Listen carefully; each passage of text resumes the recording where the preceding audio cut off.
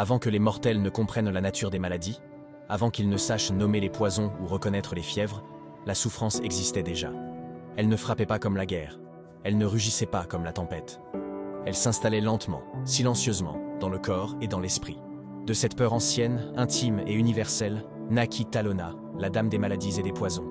Non comme une force de destruction brutale, mais comme l'incarnation de tout ce qui corrompt, affaiblit et consume sans prévenir. Talona ne se manifesta jamais comme une déesse de conquête. Elle n'avait aucun intérêt pour les empires, les batailles ou la domination visible. Son pouvoir résidait ailleurs, dans la fragilité du corps, dans l'angoisse de l'infection, dans la lente perte de contrôle.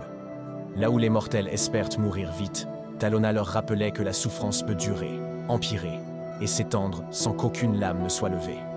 Lorsque Talona apparaît, elle prend souvent une forme profondément troublante. Son corps semble à la fois séduisant et corrompu, comme une beauté malade. Sa peau peut être pâle ou verdâtre, marquée de veines sombres, de plaies ouvertes ou de pustules suintantes. Son visage, parfois magnifique, parfois déformé par la maladie, inspire à la fois fascination et dégoût. Ses yeux brillent d'un éclat malsain, et sa présence seule suffit à faire naître une sensation de malaise, comme si l'air devenait soudain toxique. Talona ne cherche pas à effrayer par la force, mais par l'inconfort, par le rejet instinctif qu'elle provoque. Très tôt, Talona comprit que la maladie était plus efficace que la violence. Une guerre tue vite, mais une épidémie brise lentement des sociétés entières. Elle observa les cités s'effondrer non sous les coups d'ennemis, mais sous la peur de la contagion. Elle vit les familles se déchirer, les quarantaines s'installer, les croyances vaciller. Et elle sut alors que son domaine était l'un des plus puissants du monde. Talona entretint des relations étroites avec d'autres divinités du mal, notamment l'Oviatar. Entre elles existait une proximité troublante, souvent décrite comme une relation de sœurs ou de rivales intimes. Là où l'Oviatar exaltait la douleur infligée consciemment, Talona incarnait la souffrance involontaire, celle que l'on ne mérite pas et que l'on ne comprend pas. Ensemble, elles représentaient deux visages d'un même cauchemar, la souffrance choisie et la souffrance subie. Contrairement à d'autres dieux maléfiques, Talona ne cherchait pas de fidèles nombreux.